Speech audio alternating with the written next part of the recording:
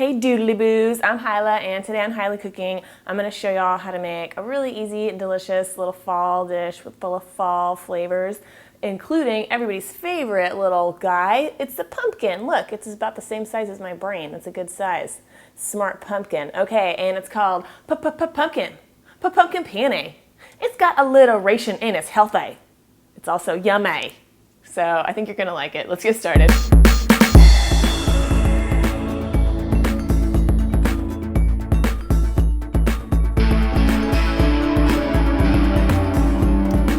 My little pumpkin here, and I'm just gonna microwave this because I like things to be fast. Pumpkins are hard, you guys. And I'm gonna scoop out the seeds and save those for roasting. I showed y'all how to roast pumpkin seeds in a Halloween video last year, so I'll link to that. It was a pretty funny video, I thought. Anyways, just get these all cleaned out. All right, and then once your seeds are out, I'm just going to quarter this, and I'm just going to put this in the microwave for about 5 minutes on high heat. That's all it takes in my microwave. Yours might take a little bit longer, but I have a very nuclear microwave.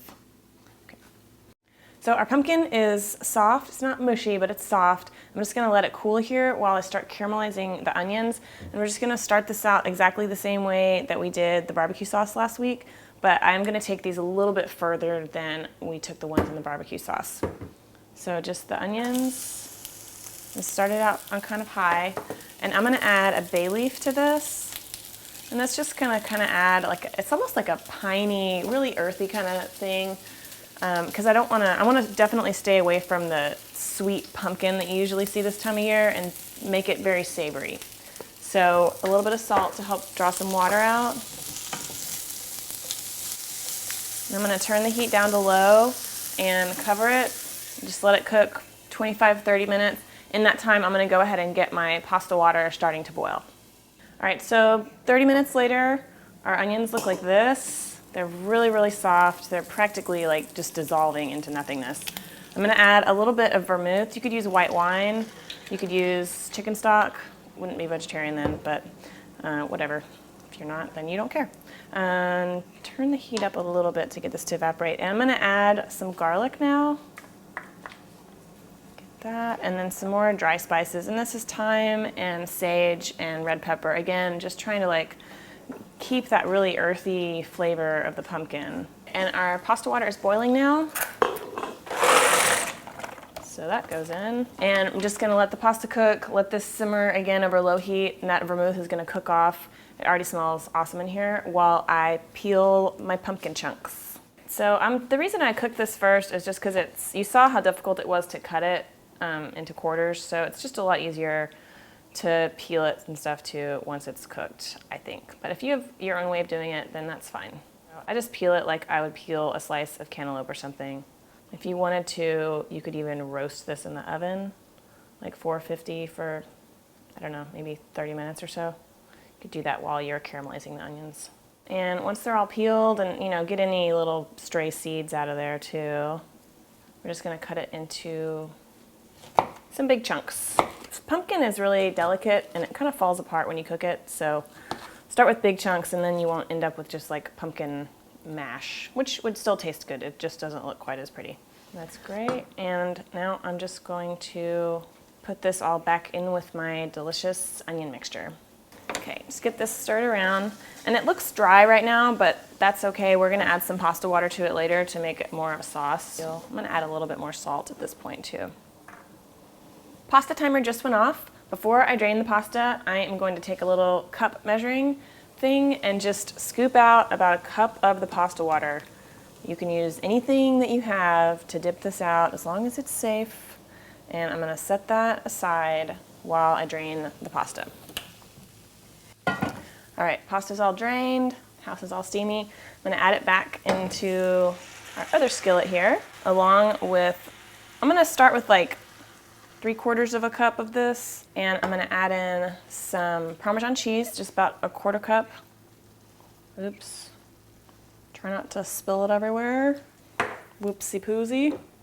And a little bit of nutmeg, and this is optional, but it's nice. Nutmeg is pretty delicious with salty cheeses and dairy things. I'm gonna turn the heat up a little bit to get this kind of simmering. Oh man, it smells awesome. And I'm gonna add a little bit of heavy cream. This is also optional, but it does kind of just help the sauce, the pumpkin and the onions and everything cling to the pasta a little bit better. But you know, you could also just make it low fat like this. See, that's what I'm talking about. It's almost like a pumpkin fettuccine alfredo, but not quite as rich and without fettuccine. Never mind, forget I said that. So once your sauce is just about either evaporated or absorbed into the pasta, we are ready to serve. This isn't meant to be a really saucy kind of dish. This looks perfect. Can't wait. Awesome. And then the crowning jewel, I have a little bit of walnuts that I've just dry toasted in a skillet over like kind of a medium heat for a few minutes until they're a little bit nutty and toasty smelling. Really makes the dish, guys. And then I've got a little bit of just fresh arugula. I'm just gonna add this. You don't have to do this, but I like it.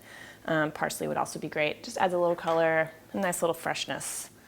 So let's see, get the perfect bite. So I'm a total perfectionist, obviously.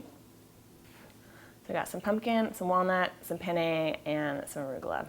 And there's cheesy sauce all throughout. You guys, this dish is a winner. This is a great idea if you have like some vegetarians coming over for Thanksgiving dinner and you want to have like an option for them, or just like an easy like meatless Monday kind of thing. But if you did want to make it meat, if you wanted to add some meat to it, I think some crumbled up Italian sausage cooked up in a pan until it's kind of crispy and then stirred in at the last minute so you keep that crispiness to it.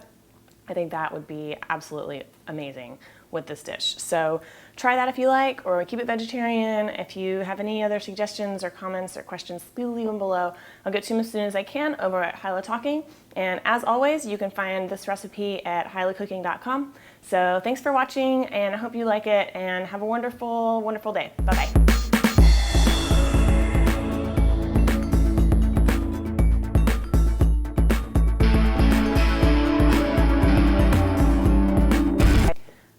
Serving pasta. This is how we do it. I peel my pumpkin chunks.